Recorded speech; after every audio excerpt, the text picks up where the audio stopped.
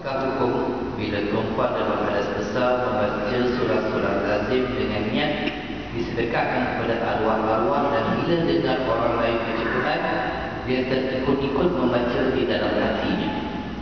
Apakah perempuan pada masa uzur membaca Al-Quran di dalam hati dan dihadiahkan pahalanya kepada orang-orang yang meninggal? Jadi jangankan dalam bentuk bacaan yang dibaca dengan pandangan mata kepada ayat-ayat suci Al-Quranul Karim, dalam bentuk tafakur saja kita sudah mendapatkan ganjaran pahala daripada Allah Jalla wa'ala. Rencana kita untuk kesejahteraan, kepada yang lebih baik, kepada yang mulia, kita punya cadangan, kita punya target, kita punya keinginan, itu tidak lebih daripada mengembangkan niat yang ada di dalam hati. Jadi niat yang tersirat di dalam hati itu kita kembangkan.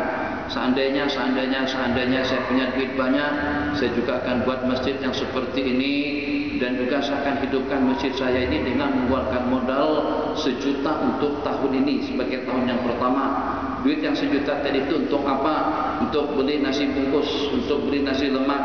Tiap orang yang sembahyang ada di Bali katanya. Sebab itu sahabat bercerita dengan saya. Satu buah masjid di Bali dibangun oleh orang Eropa, tapi orang putih dan Islam. Jadi masjid tadi itu tadinya kosong, tapi masya Allah pakai spesialisnya buat nasi lemak. Tiap selesai salat jamaah dia bagi nasi lemak kepada jemaah. Akhirnya itu diantara daripada masjid yang subuhnya sama dengan hari Jumat. Di Bali cerita Nabi Allah SAW. Apa? Datuk Mufti Perak cerita. Masya Allah tabarakallah. Di Cina pada masa dia pergi ke China. Jadi kata beliau, dikira pergi ke masjid pada pukul 10, 11, 12 tadi itu sudah terlalu awal. Ternyata dia pergi ke sebuah perkampungan orang Islam. Begitu sampai ke sana masjid sudah penuh. Semuanya senyap, bening, bukan tertidur. Senyap, bening. Umat kami belum mereka dengan zikir. Tidak ada seorang pun yang menyibukkan diri dengan urusan dunia.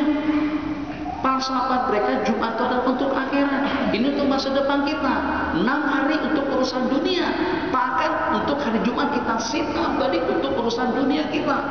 Dunia yang 7 hari tadi itu, Sabtu, Ahad, Senin, Selasa, Rabu, Kamis 6 hari. Apakah tidak cukup sedangkan di dunia kita terus sementara? Bahkan 1 hari untuk akhirat yang selamanya itu terjemahkan dengan urusan dunia, handphone, Facebook dan sebagainya. Itu pas sahabat mereka senyap. Setelah adzan berkumandang, selesai salat dilaksanakan, imam bilang bimbing subhanallah, alhamdulillah, semuanya berzikir. Selesai, yang kedua yang benar perhatian pula kita bilang perempuan-perempuannya itu terbagi kepada 3 kumpulan. Ada perempuan-perempuan yang pakai tudung putih. Ini saya lupa dah. Tudung putih 1, hijau 2, biru 3 misal saja. Jadi beliau pun tertanya-tanya, kenapa mesti banyak ada 3 keset pakainya semacam tu? Rupanya yang putih-putih tadi itu semuanya darah. Sementara yang hijau-hijau tadi itu masa suburnya semuanya sudah janda. Sedangkan yang biru-biru tadi itu adalah istri-istri orang, punya suami. Nah, seperti itu Ji. Jadi orang takkan salah pilih, takkan kacau istri orang. Misal saja 3 kalah tadi itu. Jadi yang hijau semuanya ibu-ibu tunggal. Ibu tunggal, yang sudah janda.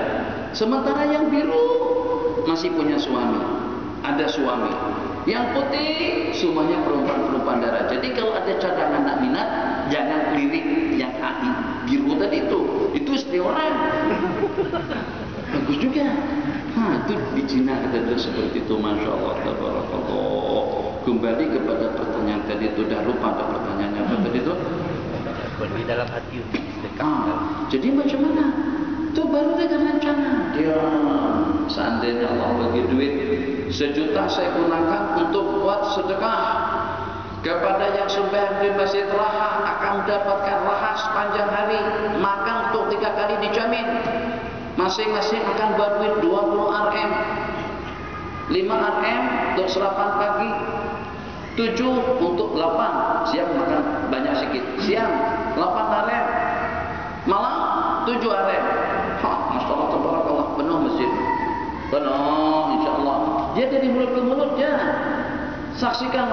kunjungilah. Barakallah. Ada yang berbulan-bulan sembahyang 5 waktu di sini. Sembahyang 5 waktu di sini berarti dalam sebulan sudah dapat tidak kurang daripada 600 RM. Lumayan, Masya Allah, tabarakallah. Modal 1 juta saja. Nanti setelah setahun yang 1 juta tadi itu habis, tapi suasana jamaah, hati dah bening dengan isi, sudah bening dengan zikir, hati sudah tidak gundah. Sebab hati orang yang gundah takut masuk ke dalam masjid. Kenapa? Karena dia tahu dirinya berkelemahan dalam kemungkaran dan kemaksiatan. Dia merasa dirinya akan dipandang sinis oleh Allah sebab maksiatnya banyak. Makanya itu tidak perlu heran kalau seandainya kaki-kaki maksiat itu jarang-jarang kelihatan di dalam masjid. Kenapa? Sebab hatinya memberontak. Dan juga pada masa anak menuju ke masjid pun ramah-ramah ternyata masuk ke gelap malam. Kenapa? Sebab tak akan mendapatkan sokongan daripada hati dan juga daripada semuanya. Nah, jadi seperti itu. Itu terencana, gak dapat pahala. Lebih-lebih lagi kalau mata melihat, mulut kami membaca, tapi tidak berbunyi.